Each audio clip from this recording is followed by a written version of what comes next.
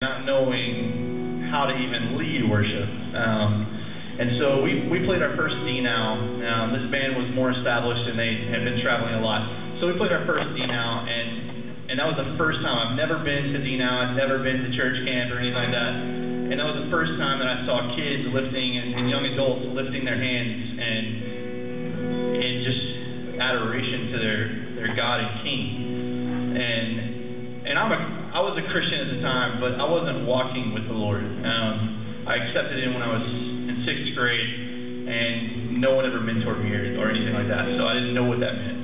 And at this point, I'm 21, I'm in a worship band. I was a Christian, didn't know what it meant, and now I'm seeing young people just raise their hands, and I was just blown away. And at that moment, I realized that it's not about me. It's not about anything that I do on stage.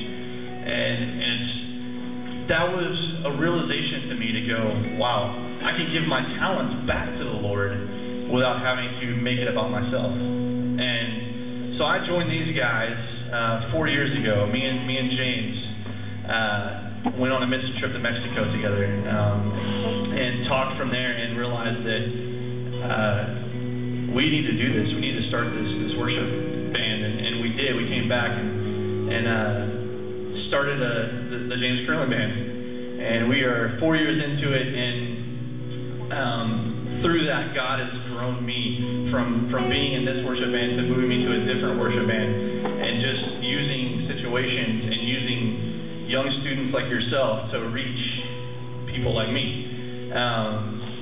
So when you're worshiping, don't be afraid to raise your hand if that's what you feel you want to do because you're worried about somebody around you. Don't be afraid to sing even if you don't sing well, because any amount of worship and singing and lifting of your hands is beautiful in God's sight, and that's really all that matters, because He's the one that created you. He created you to worship Him and to know what it really means to dig in and know who He is. And God, I just encourage you to just lose yourself in the love of God. Thank you.